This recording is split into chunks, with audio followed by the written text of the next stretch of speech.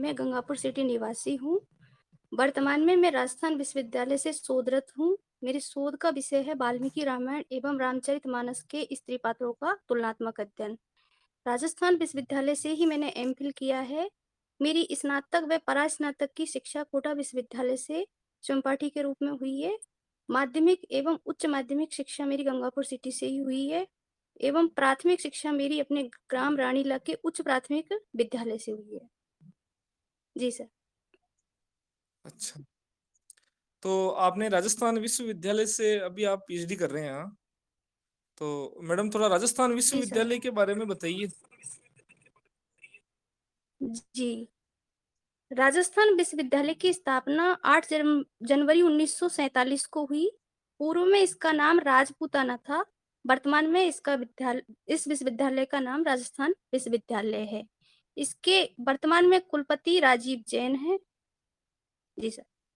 अच्छा अच्छा, ये बताइए कि ये जो अबुल फजल ने रणथंबोर के बारे में एक टिप्पणी की थी, उसके बारे में कुछ जानकारी है आपको? जी सर। अबुल फजल ने कहा था, अन्य दुर्ग नंगे हैं, ये दुर्ग बख्तरबंद है। इसका कारण ये है कि सर, जो रणथंभौर का जो दुर्ग है उसकी बनावट इस प्रकार से है कि अंदर से, दुर्ग के अंदर से शत्रु पक्ष तो दिखाई देता है, लेकिन दुर्ग के बाहर से जो शत्रु पक्ष है उसको दुर्ग दिखाई नहीं देता। अच्छा, रणथंबोर दुर्ग की कोई 4 विशेषता बताओ आप, जिसकी वजह से आप आकर्षित है उस दुर्ग के प्रति। सर, रणथंबोर दुर्ग की कोई 4 विशेषता बताइए।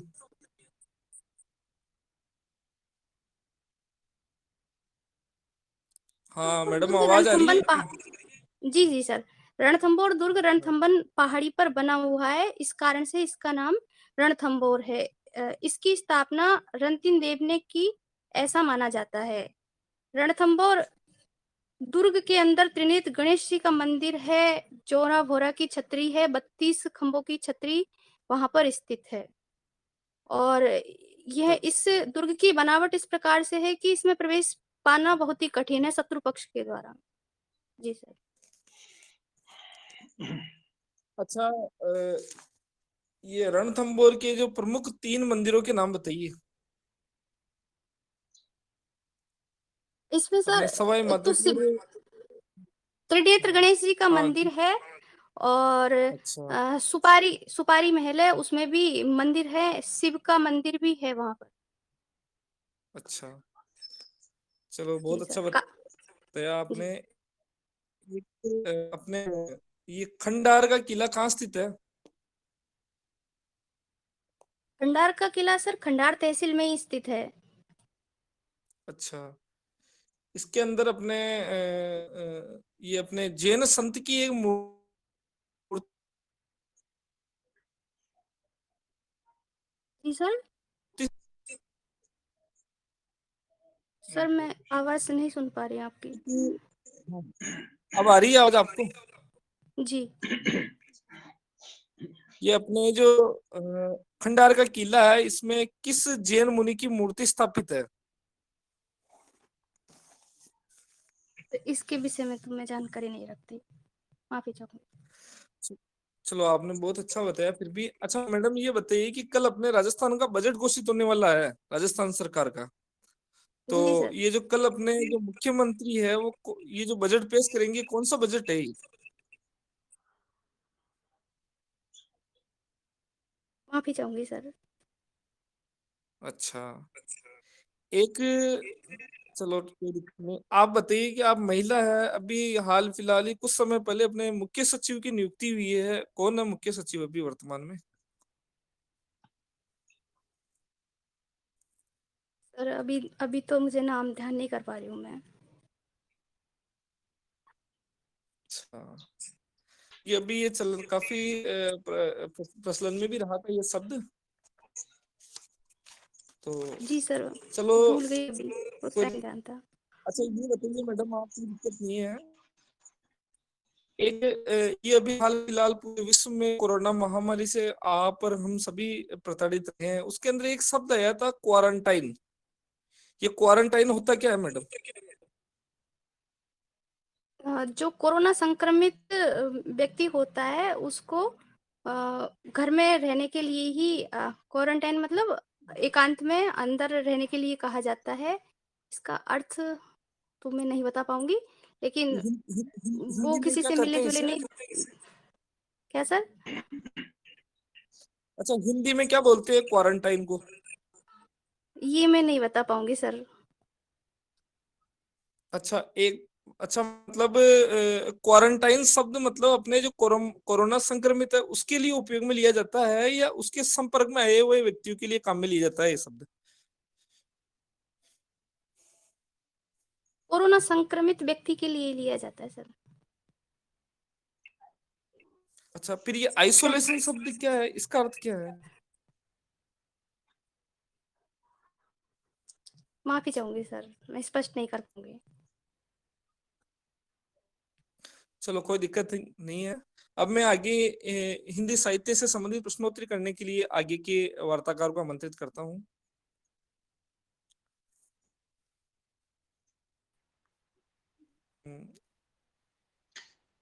हेलो। जी मैम, नमस्ते।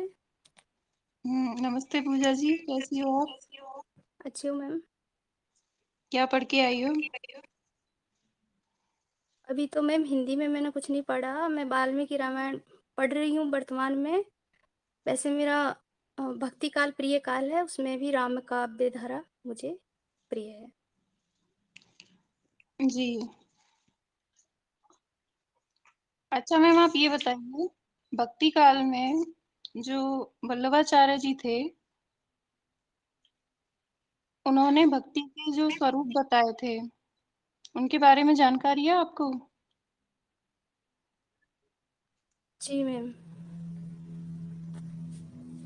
वल्लभाचार्य जी ने भक्ति का मार्ग पुष्टि मार्ग की पुष्टि का मार्ग उन्होंने बताया है। पुष्टि का अर्थ होता है अनुग्रह, ईश्वर के अनुग्रह की प्राप्ति। पुष्टि के मैडम 4 भेद बताए थे ना वल्लभाचार्य जी ने, उनके नाम बता सकती हैं आप? जी मैं कोशिश करती हूँ। प्रभा पुष्टि, जी। ये वर्तमान में। चलिए, कोई बात नहीं है। अच्छा, ये जो मैम कृष्ण काव्य और राम काव्य धारा है, तो इसका आप राष्ट्र की चेतना में क्या योगदान पाते हैं?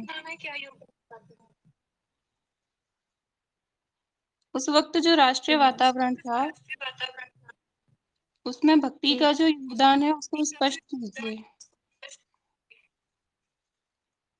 राम काव्य धारा और कृष्ण काव्य धारा में जो मूल अंतर है वह लोक मंगल और लोक रंजन का है। राम काव्य जो तुलसीदास जी ने लिखा है वह लोक मंगल की भावना को लेकर लिखा है। उस समय की जो तत्कालीन परिस्थितियां थी वह अनुकूल नहीं थी, तो अराजकता समाज में और राज्य में फैली हुई थी। तो तुलसीदास जी ने रामचरितमानस के माध्यम से आदर्श राज्य की स्थापना के मूल्य हमारे सामने प्रस्तुत किए। जबकि कृष्ण काव्य है वह लोक रंजन का कार्य है। उस समय की जो सामाजिक परिस्थितियां थी वो बहुत अच्छी नहीं थी। भूख प्यास से समाज पीड़ित था। तो सूरदास जी या कृष्ण काव्य धारा के माध्यम से उन्होंने लोक रंजनकारी काव्य लिखा, जीने की चाह व्यक्तियों में उन्होंने जगाई। तो ये उनका महत्वपूर्ण योगदान रहा राष्ट्रीय चेतना के संदर्भ में। जी जी मैम। और मैम, क्या हम ये कह सकते हैं कि हिंदू और मुसलमान दोनों के लिए ही भक्ति मार्ग आया था? समान रूप से दोनों को प्रभावित किया था, हिंदू और मुस्लिम को? इस बारे में जी आपकी मैम। क्या? जी मैम। तुलसीदास जी ने तो समन्वयवाद स्थापित किया। उस समय जो विभिन्न संप्रदायों में जो अराजकता फैली हुई थी, तो सब में उन्होंने समन्वयवाद की स्थापना की। जायसी ने हिंदू और मुस्लिम जो कट्टरता है उसके भेद को समाप्त किया प्रेम के माध्यम से। जी मैम।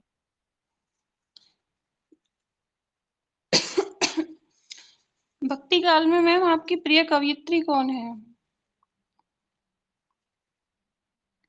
मीराबाई।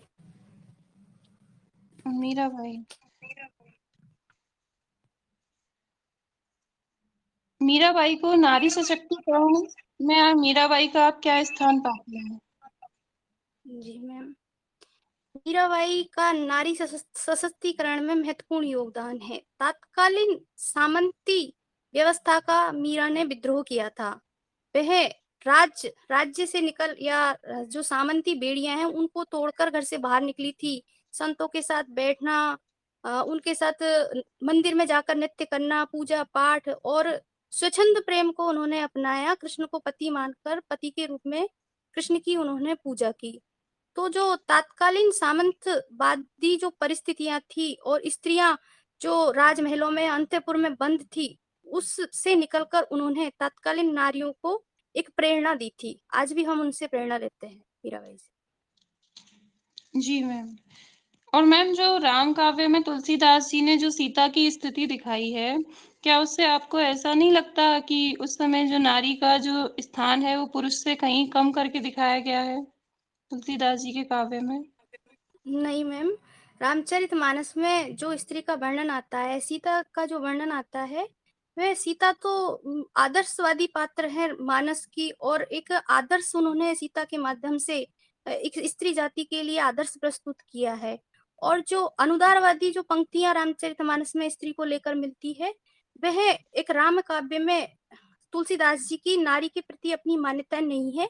वह प्रसंगानुसार वहां पर जो भी अनुदारवादी पंक्तियां आती है या जिन पर आवाज या सवाल उठाए जाते हैं आलोचकों के द्वारा, वो प्रसंगानुसार आती है। तो वो जो पात्र विशेष होता है उसका मत होता है, क्योंकि रामचरितमानस एक प्रबंध काव्य है, वह तुलसी की मान्यता नहीं है। मेरा ऐसा मानना है। जी। अच्छा मैम, तुलसीदास के और कौन सी रचनाएं आप पढ़ के आई हैं अभी? तुलसीदास जी की का तो मैंने रामचरितमानस ही पढ़ा है। इसके अलावा विनय पत्रिका का कुछ भाग पढ़ा है, कवितावली पढ़ी है लेकिन पूरी मैं नहीं पढ़ पाई। गीतावली, बरवई रामायण, रामाज्ञा प्रश्न, जानकी मंगल, पार्वती मंगल आदि भी इनकी रचनाएं हैं। जी। तो इन तुलसीदास जी की एक रचना है रामलला नैछू, इसके बारे में आपको जानकारी है? किस छंद में रचना हुई है इसकी? ये नहचु छंद में लिखा गया है। इसके विषय में मान्यता है कि नहचु एक संस्कार है जो विवाह के समय किया जाता है। एक इसको गाली गीत भी कहते हैं। इस तरीके से मान्यताएं हैं रामलला नहचु के विषय में। तो इस छंद के बारे में आप बता पाएंगे कुछ? नहीं मैम। मैम, सोहर छंद इसी को कहते हैं क्या? जी मैम, आलोचकों ने ये भी कहा है कि पुत्र के उत्पन्न होने पर ये सोहर छंद गाया जाता है, और इस नहचु से सोहर छंद को भी जोड़ा है। जी मैम, राम काव्य धारा जो है, इसको आप प्रेम काव्य धारा से प्रभावित मानती हैं या संत काव्य धारा से? अधिक किससे प्रभावित मानती हैं?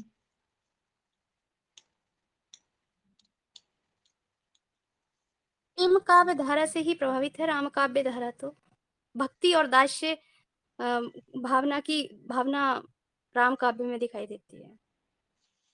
राम काव्य और धारा में जी निर्गुण की कुछ विशेषताएं पाई जाती हैं, इसके बारे में आपके क्या विचार हैं? जी मैम, निर्गुण। राम काव्य धारा में निर्गुण भाव भी दिखाई देते हैं, लेकिन प्रमुखता उन्होंने सगुण को ही दी है। उन्होंने तुलसीदास जी ने तो सगुण और निर्गुण दोनों में समन्वय स्थापित किया है। अगुणई, वो कहते हैं अगुणई सगुणई नई कछु भेदा, उभय हरई भव संभव खेदा। उनके काव्य में निर्गुण जो है वह ईश्वर राम है तो सभी है, लेकिन नाम नाम का जो जहाँ महत्व देते हैं वहां हमें उनके निर्गुण भाव भी दिखाई देते हैं। तुलसीदास जी रामानुजाचार्य के विशिष्टाद्वैतवाद दर्शन से भी प्रभावित हैं, तो उनके काव्य में निर्गुण विचारधारा भी दिखाई हमें देती है। जी, बहुत बढ़िया।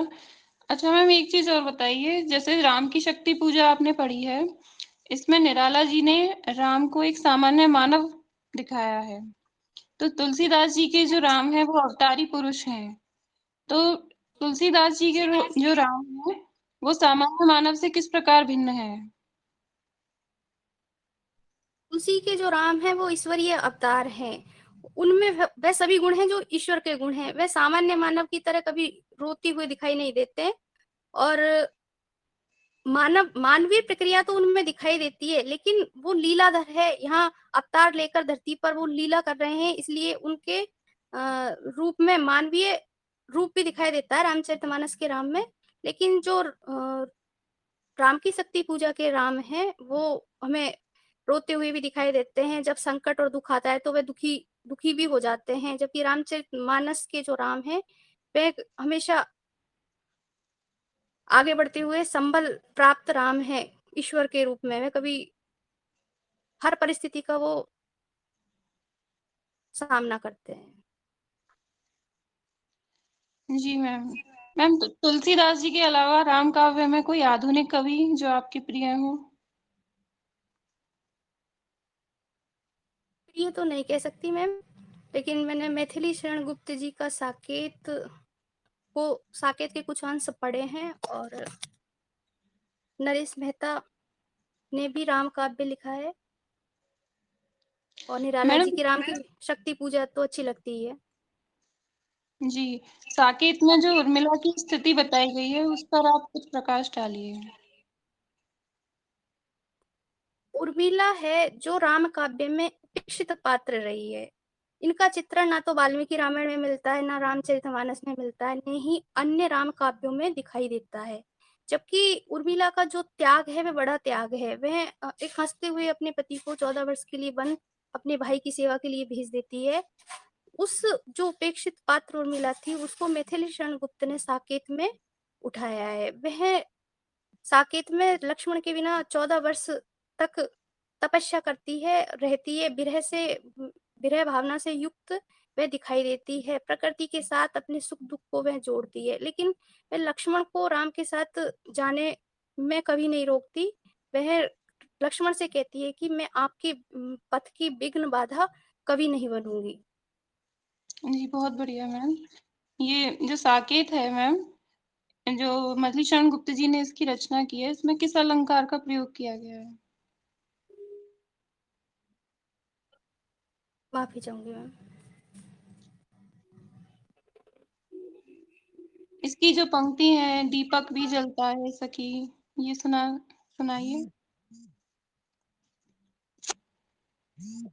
जी मैम, कोशिश करती हूँ। दीपक के जलने में आली, अभी तो मुझे याद नहीं आ रहा मैम, पढ़ा तो है मैंने लेकिन याद नहीं आ चलिए रहा। कोई बात नहीं है मैम, मेरी तरफ से आपका साक्षात्कार पूरा हुआ। अब मैं अगले सदस्य को आमंत्रित करती हूँ। धन्यवाद मैम। धन्यवाद।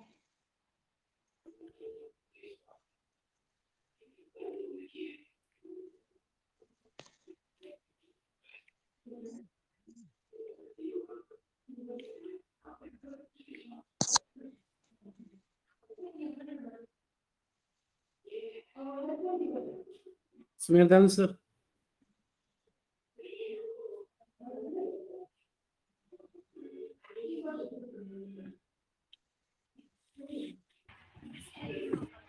हेलो, सर मुझे लेना है क्या सेक्टर में? जी वो हरिओम तैयार नहीं है, तो आप 2-3 मिनट उनको जो व्यावहारिक प्रश्न है हिंदी के पूछ ले सर।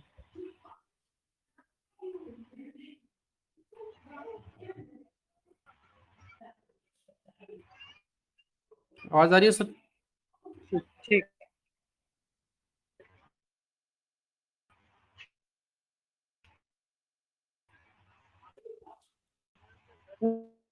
पूजा जी है ना नमस्ते सर। सर? आपकी आवाज नहीं आ रही है सुमेदान जी, मैं इनका इंटरव्यू ले लेता हूँ। पूजा जी आप बताएं कि आप कौन सी साहित्यिक पत्रिका पढ़ते हैं? सर वर्तमान में तो मैं अभी कोई भी पत्रिका नहीं पढ़ रही सर। जी जी, कोई बात नहीं। आप ये बताएं कि वर्तमान में हिंदी साहित्य से संबंधित जो भी राजस्थान से संबंधित जो साहित्यकार है या रचनाकार है उनके बारे में बताएं, कोई भी 3। जी सर, राजस्थान के उपन्यासकार रांगे राघव जी हैं, उनकी कर्मस्थली भरतपुर रही है। और नंदकिशोर आचार्य जो समकालीन कवि हैं वे भी राजस्थान से संबंधित है। और गिरीश वादानी जी है, वे भी राजस्थान से संबंध रखते हैं। पूजा जी है ना साक्षात्कार में? जी जी। आप ये बताएं मैडम कि जो नंद किशोर आचार्य जी है वो किस तार सप्तक से संबंधित है? चतुर्थ तार सप्तक के कवि हैं नंदकिशोर आचार्य जी, जिन्हें अच्छा। छीलते हुए रचना के लिए हाल ही में साहित्य अकादमी पुरस्कार भी मिला था। अच्छा, छीलते हुए अपने को, तो छीलते हुए अपने को इसका वर्ण्य विषय क्या है ये, और इसकी जो विधा क्या है? विधा तो शायद कविता है सर, मैंने इस रचना को पूजा जी पढ़ा नहीं है सर। साक्षात्कार दे रही है ना अभी? जी सर।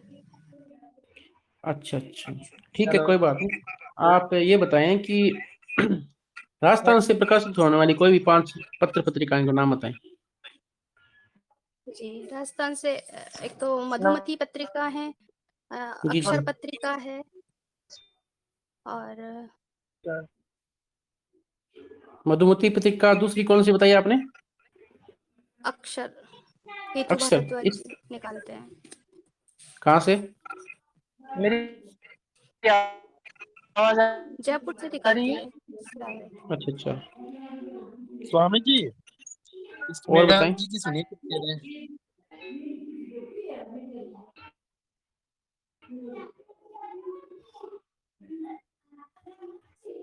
इसके अलावा सुमेंदान जी, इंटरव्यू चल रहा है इनका, मैं ले रहा हूँ, आपकी आवाज नहीं आ रही है। सर अभी तो मुझे यही ध्यान में आ रही है, 2 पत्रिकाएं। अच्छा अच्छा, कोई बात नहीं। और राजस्थान से प्रकाशित होने वाली 5 राजस्थानी भाषा में जो प्रकाशित पत्र पत्रिकाएं हैं, उनके उनके हाँ, बारे में बताएं। मैं ट्रेन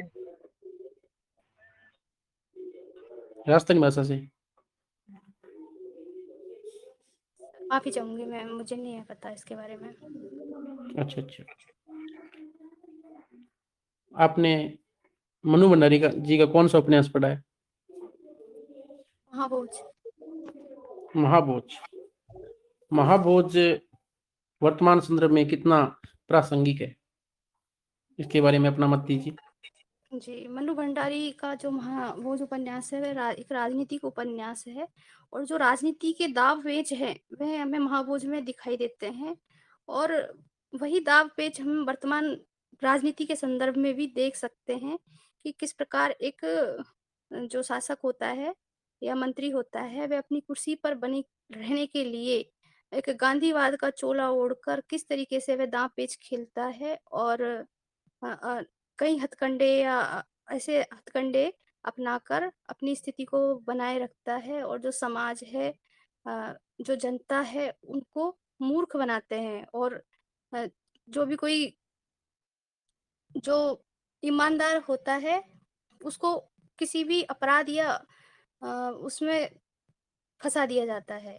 तो जी पूर्णतः वर्तमान संदर्भ में महाभोज उपन्यास जी प्रासंगिक जी। है। मेरी तरफ से आपका अंतिम प्रश्न ये है कि महाभोज में जो पात्र आए हैं, जो ईमानदार, जो अंतिम समय तक ईमानदार रहे हैं, और वो अंतिम समय में दुनिया से अलग होते हैं, यानी एक अलग कोने के अंदर वो अपने को देखते हैं, उन पात्रों के नाम बताएं आप।